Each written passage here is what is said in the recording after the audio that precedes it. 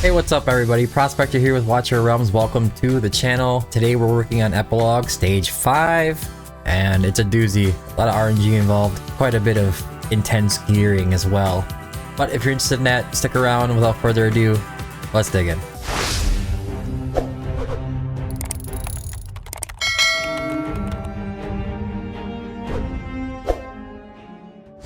Alright, Epilogue Stage 5. First off, pick this up because I just beat it. Nice rewards. Let's go into the guide. The Tempest Tyrant summons Tempest Portal on the field that spawns Stormwalkers. Immune to CC effects. Okay, blah blah blah. Now, these guys have like equal defense and magic resistance, but basic attack deals damage one time to a single target within 3 tiles ahead. They throw little cyclones out. Recommended lineups. You see a lot of defenders. 1, 2. Wow, this is actually an interesting team. You got Baron, Brokir, Ars. The unyielding heroes are really good for this. Here's a Crodor, Brokir, Ars, and Oleg.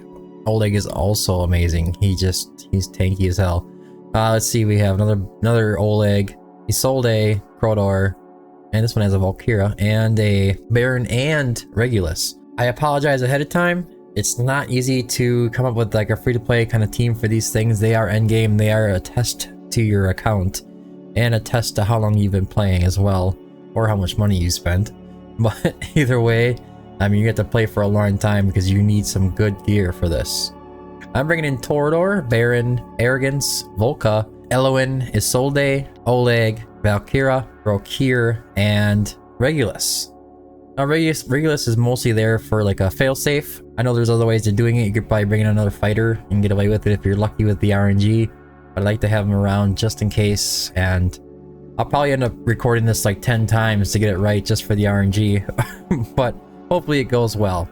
Now, to explain a little bit about the RNG, what it is, put on 1x and pause.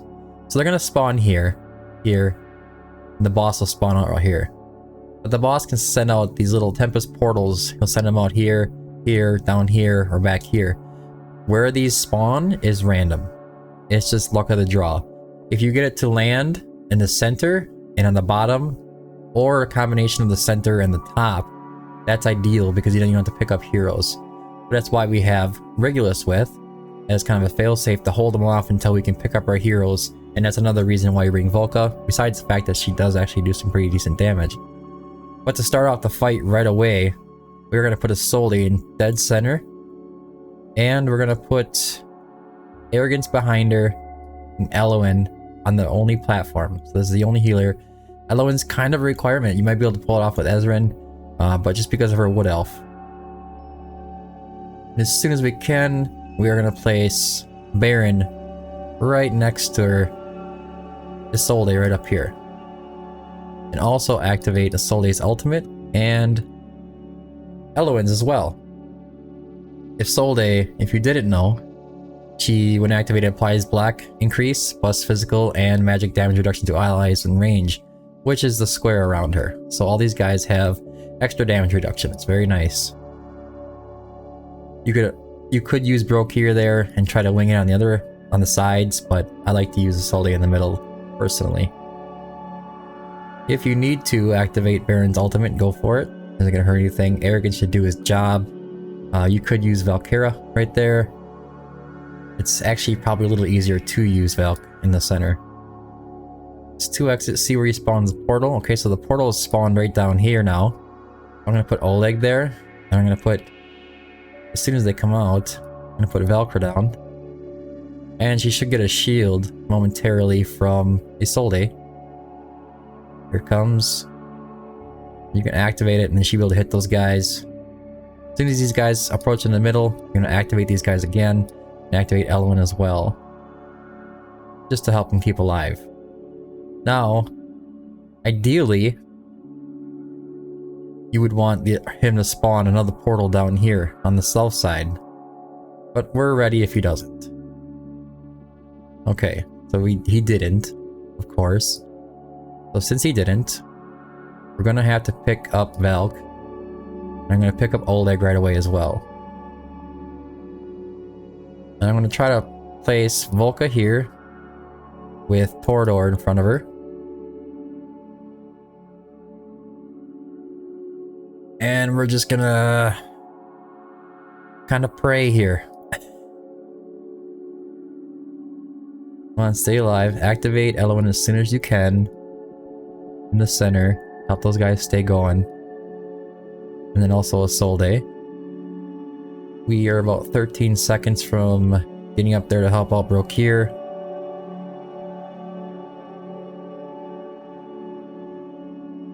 I'm hoping I can activate Brokir's ultimate here. Help him keep alive before he dies. There you go. Then Velk can come in. And Velk, if something happens to Brokir, she can also revive him. Activate her as soon as you can. And then we got the boys down here now. So this is kind of like one of those like worst case scenario type things going on here. I am going to put the Wood Elf up here by Brokir.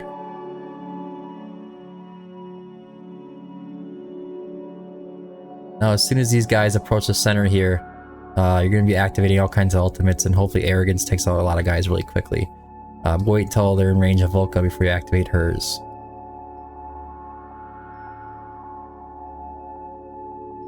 Okay. Now as soon as Velk is done killing these guys up here, we're going to pick her up.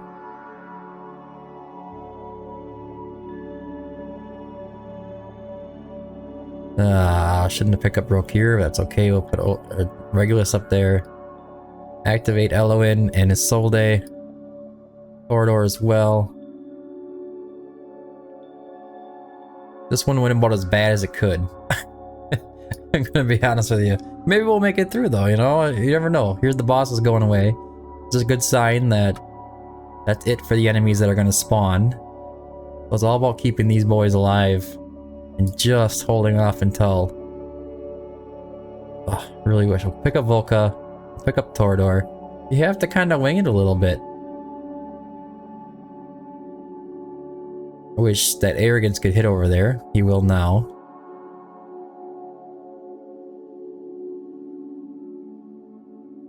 So I'm going to put Volca up top first because obviously Oleg is a little bit better at staying alive, but we have Brokir ready as well if Regulus goes down. But now this is clear in the center, so we can pick up all these guys in the center just for more fail safe. Keep Eloin down. You have to kind of wing it each round. So if you're gonna do this on your account, it's gonna be a little different for you than for me. I'm gonna activate Eloin just for the heck of it.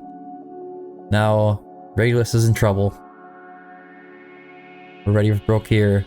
Oleg's getting close to being in trouble. We're gonna pick up Velk and pick up Brokir, and then it's just kind of a waiting game here. We're gonna place Volk down. We're gonna hold on to Torador just in case something happens to him, to Oleg. But now Volca should be able to finish off the fight, thanks to the Wood Elf that came out.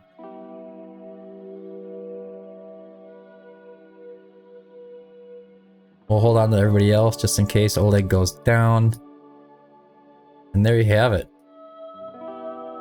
That is it for stage 5. I'll show you the gear in a second. But like I said, it goes a lot smoother if RNG lines just perfectly. If you don't have to worry about going up or going down and then coming back to the center and going up and coming down. If it starts to roll really bad for you, you could just attempt to, you know, just restart and try it that way. I don't know, then hope for the best. If you take this team, you should be able to do it. As long as you can kind of match the gearing, which is insane, and I'll show you just a second. Okay, for the gear. Alright, we have Torador. He is basically just in a Guardian set. And it's... most of these guys are going to be all the same thing. It's going to be HP, HP, HP. And looking for defense bonus wherever you can get it. Just making tankies possible. On the left side, it's mostly Life Force or Immortal Warrior. It would be like the kind of sets you're looking for. HP bonus, defense bonus, flat HP, flat defense if you can get it. With him, I didn't go too crazy. Just kind of attack speed, HP bonus, defense bonus. And it should be just HP bonus, defense bonus down here. Flat defense, whatever you can get. Alright, so his stats end up being about 110, 112k HP, 6300 defense. This isn't a requirement, it's just kind of like a ballpark kind of range you're going to shoot for. As long as you go HP, HP, HP, try to pick up defense where you can, and then go HP and defense on the left side with the Life Force or Immortal Warriors, you should be good on most of these tanks. Now, for the rest of the heroes, I'm not even going to really bother showing you most of the defenders. They're all in the same kind of gear. So, Torador, Baron, Isolde, Oleg, Brokir, and Regulus are all in Guardian sets of equal or even better value than that, but kind of want to shoot for that ballpark, get your gear with well balanced as you can. Now for the DPS units, we have Arrogance. He's in a Soulbound Arcana set, and we're shooting for a really high attack, right around 19-20k, and about 300 crit damage or whatever you can get out of your set. But because we're shooting for such high attack, we're going for triple attack bonus on the right side, crit rate, crit damage, and a mix of whatever attack speed you can get on as well.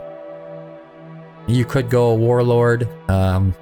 Warlord Calamity is probably more preferable, but since Arrogance has a really nice high attack to start off with, you can kind of wing it with a Annihilating Might set, but crit rate, crit damage, attack bonus on the left side for both pieces is ideal.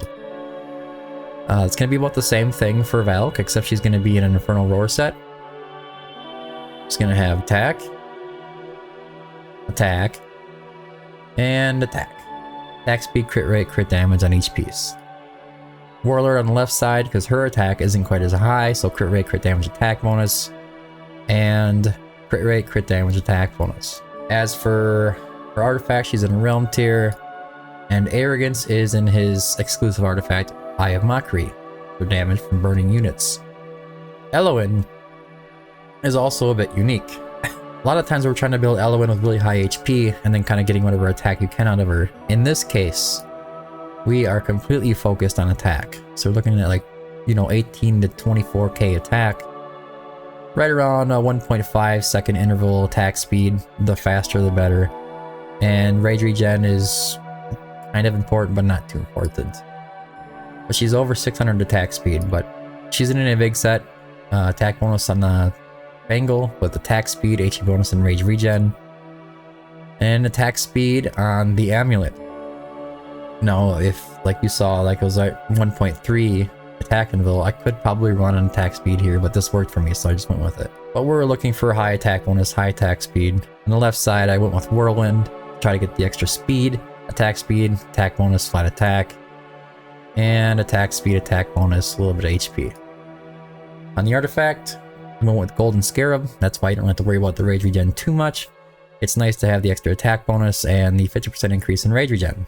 But anyways, that's all I have for this video. I hope you found it helpful. Don't forget to like and subscribe if you did. I'm going to be working on stage 6 next, and I'm sure it's going to be quite a challenge because this was as well.